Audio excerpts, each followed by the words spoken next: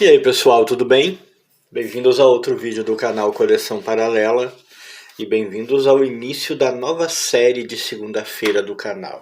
Pois é, a série de Faroeste acabou, como quem acompanha esse canal com alguma regularidade com certeza já está sabendo, né? O último vídeo já subiu aí. E pelo menos por enquanto eu continuo achando interessante reservar as segundas-feiras do canal para falar de um assunto mais específico, para abordar um tema comum, né? Para que todas as HQs que eu fale neste dia, na segunda-feira, tenham alguma coisa em comum, ou o gênero, ou o assunto, ou o tipo de publicação. E aí eu pensei, o que eu vou abordar desta vez? E a decisão me pareceu até meio fácil, porque era uma coisa que eu já tinha pensado há um tempo atrás. Na nova série de segunda-feira do canal eu vou focar nas minisséries, em todas as minisséries que eu tenho. Na verdade, em tempo, para deixar bem claro, nós vamos focar nas minisséries completas que eu tenho. Eu tenho uma profusão de minisséries ali na minha coleção, mas nem todas estão completas. Algumas estão faltando alguns números, né? Outras estiveram completas, mas nessas idas e vindas, mudanças e tal, eu acabei perdendo alguma edição delas e infelizmente elas passaram a ser uma minissérie que não está mais completa. E eu decidi não mostrar então neste quadro absolutamente nenhuma minissérie que eu não tenha completa. O número de partes tanto faz. Minissérie em uma parte, duas partes, três partes, cinco partes, tanto faz. Eu não vou me limitar a essa questão. Sendo minissérie, né, eu vou abordar aqui conforme eu achar interessante falar. E esse vai ser o novo tema, esse vai ser o novo foco então das segundas-feiras, as minisséries. E eu decidi começar com uma minissérie que a princípio eu não tinha nem pensado nela. Não costumo pensar muito nela, não costumo lembrar muito dela, por algumas razões muito minhas, muito particulares, mas que no final das contas, quando me deparei com ela, ao separar material para começar essa série, eu digo, cara, é essa que eu vou usar. Eu tô falando de Asas, uma minissérie, né, de um conto de Batman. Ela é uma minissérie em três partes, né? Temos aqui a parte 1, a parte 2, tem belas capas, e a parte 3. Uma minissérie que eu já tenho há bastante tempo. Dá pra perceber até pelo preço, né, cara? Na época eu comprei um sebo, R$ 1 cada uma, olha isso, né? Quando que vai se pagar? O ano de lançamento dessa minissérie, deixa eu ver se eu encontro aqui. Ó, aqui, ó. O ano de lançamento é 1993. Né? Não foi o ano que eu comprei, né? Como eu disse, comprei num sebo, mas foi o ano de lançamento dela. São edições bem fininhas, tá? São fininhas, um número de página bastante limitado. É da editora Abril, um material da Abril. Deixa eu ver se eu vejo mais ou menos aqui aproximadamente o número de páginas, mas são menos de 60 páginas, eu acho, né? Menos de 60 páginas. Eu sempre achei curioso que nessa primeira edição aqui, nas edições, né, tem essa questão aqui, por exemplo, ó, o parte 1 parece um adesivo que colaram por cima.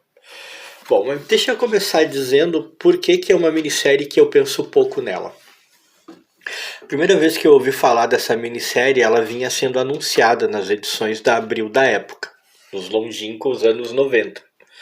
Todo mundo sabe como funciona a propaganda da minissérie aparecendo nas edições da Abril. Eu achei a premissa muito interessante. Eu achei o fundo em que a história acontece, por demais interessante. Eu fiquei interessado, mas na época não consegui adquirir por N razões que eu não vou ficar aqui enumerando de novo, né? Mais uma vez, quem acompanha o canal com alguma regularidade sabe das dificuldades que eu costumo comentar, que eu tinha há um tempo atrás. Mas eu me interessei. Só que ela é uma minissérie que tem o traço de um ilustrador que eu nunca consegui gostar muito. Muito embora seja famosíssimo, respeitadíssimo, seja alguém que eu, inclusive, respeite, é claro, eu nunca consegui gostar do traço do cara. E eu estou falando do Gil Kane. Todos nós sabemos, né, da grandiosidade do Gil Kane, das inúmeras colaborações que ele fez para o universo dos quadrinhos. Né? É um cara que desenhou Conan, é um cara que desenhou uma enormidade de personagens, né? Tanto para Marvel quanto para DC. Né? Enfim, o trabalho do cara é conhecidíssimo, respeitadíssimo, é um dos grandes, mas eu nunca consegui gostar do traço dele. Sempre achei o traço dele de alguma maneira incômodo. Eu não sei explicar, mas o traço do Gil Kane sempre me sugere uma certa pobreza. Não é uma pobreza gráfica, eu não estou me referindo a uma pobreza no sentido de falta de capacidade do ilustrador, eu digo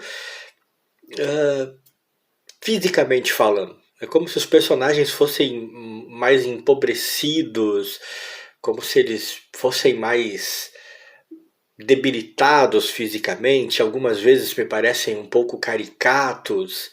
Então eu nunca gostei do Gil Kane. Né? Quando eu via essa minissérie ser anunciada na época, eu nem notava que o Gil Kane estava envolvido no projeto. E eu achei curioso, me interessei pelo pano de fundo, pelo que a história representava. E depois, quando eu consegui adquirir, foi que finalmente eu me dei conta que era Gil Kane. E caras, eu cheguei a pensar em não comprar, tá? Quando eu vi que era Gil Kane, quando eu tive a edição em mãos, eu cheguei a pensar em não comprar. Mas acabei deixando esse preconceito de lado, comprei e fiz uma excelente escolha. Asas é uma minissérie que me chamou a atenção. Agora, pessoal, enquanto eu falo, eu vou, né, folheando aqui para não ficar só falando de maneira solta. Vamos folheando aqui a parte 1, né, a edição número 1. Asas é uma minissérie que tem como ideia principal mostrar um homem morcego, mostrar um Batman que está recém começando a sua carreira, muito no início da carreira do Batman. Fazia, pelo que eu me lembro, até deve ter aqui atrás, quem quiser dar um pause de repente para ler. Eu sempre digo, eu nunca faço isso, né? Os caras dizem, quem quiser dar um pause, eu nunca dou pause, mas se alguém quiser ler. Mas Asas aborda um Batman que faz apenas um ano e meio que começou a agir como Batman. Ele ainda tem muita coisa a aprender, ele ainda é muito inexperiente. E não passou ainda, né, obviamente, pela gigantesca quantidade de acontecimentos, né, sombrios e terríveis e memoráveis que viriam a acontecer na sua carreira. É um Batman que ainda não encontrou a maioria de seus inimigos, ou grande parte de seus grandes inimigos. É um Batman que ainda não teve grande contato com o restante da comunidade de super-heróis do universo DC. Ou seja, é um cara que ainda tem muito que aprender. E é um Batman que está começando a gostar de ser o Batman. E gostar de ser o Batman de maneira meio perigosa. Né? Ele está ficando à vontade, está ficando feliz em poder sair para a noite. É quase como uma droga para ele. Então ele começa a receber, ele começa a encontrar morcegos. Vou mostrar isso aqui. Aqui, posso usar esse como exemplo. Morcegos assim, atravessados por dardos, sangrando, né? Isso num claro recado para ele. E ele vai enfrentar um inimigo que vai fazer com que ele amadureça muito rápido, né? Esse pano de fundo de um Batman que ainda estava começando já me chamou muita atenção.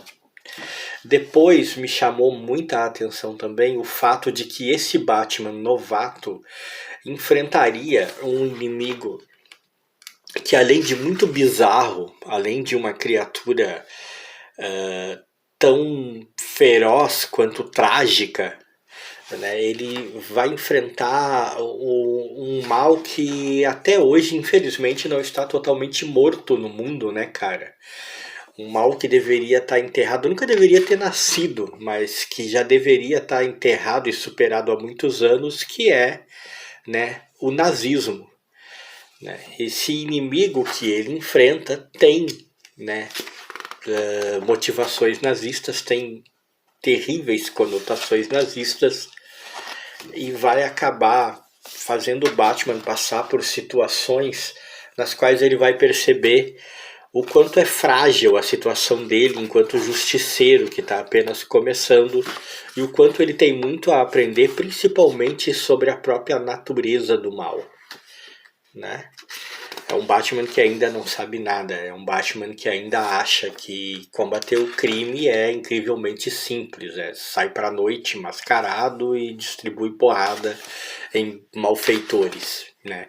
Esse inimigo especialmente vai mudar muito essa visão do Batman, porque vai mostrar que existem motivações terríveis e motivações por trás das motivações, né? Existem motivos e tal que uma pessoa nem pode sonhar. E que nem todo o vilão, nem todo o mal, né, é mal em si, é mal por si mesmo.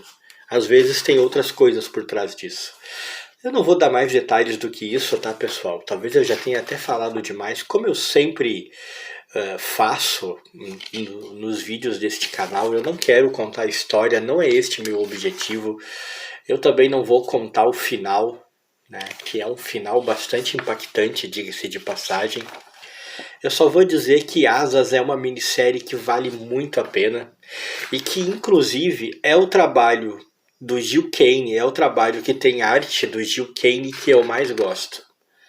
Na minha opinião, é o melhor trabalho que ele já fez, inclusive superando de longe qualquer outro trabalho que eu tenha lido, qualquer outro. Entendeu? Absolutamente qualquer outro. Mesmo, sei que tem muita gente que é fã dele, tem muita gente que é fã dele em outros títulos, eu mesmo citei Conan, por exemplo, mas de longe para mim a melhor coisa que o Gil Kane fez foi Asas. Foi a melhor história, a melhor participação dele. Inclusive o traço dele, que sempre me incomodou muito em cenas como esta, por exemplo, que parece tão rebuscada, para mim parece que acabou ficando perfeito. Parece que não dá para imaginar Asas desenhada por outro ilustrador. E com isso eu até esqueci de mencionar, né, mas o autor, né, do roteiro é o Howard Chaykin, né, que é também um cara fenomenal, uma figurinha carimbada aí do universo das HQs. Acabou ficando em segundo plano aqui no meu vídeo, porque para mim todo o problema desde o começo era o Gil Kane, né? Todas as hesitações que eu tive em adquirir a minissérie vinham do Gil Kane e deixei o Chaykin de lado. Mas o roteiro dele é um roteiro excepcional, é uma história muito bem construída, é uma história forte, é uma história trágica. Você odeia o vilão, depois você se apieda do vilão, você sente misericórdia pelo vilão, você torce para que ele tenha um fim mais digno, né? Você descobre que ele não é tão vilão e que existe um vilão ainda maior, de uma fonte ainda mais inesperada por trás dele. Enfim, Asas, né, é uma minissérie fantástica, é uma obra que vale muito a pena ter. Não sei se houveram relançamentos, se vão haver, não sei. Só sei que se você tiver a oportunidade de ler, é mais uma das que eu recomendo. Eu gosto demais. Asas fez com que eu vencesse, pelo menos em parte, a resistência que eu tenho ao trabalho desse ilustrador, que eu admito ser grandioso, mas que só não me agrada. E é com ela que eu faço a abertura da nova série de segundas do canal. E se você gostou desse vídeo, deixa like.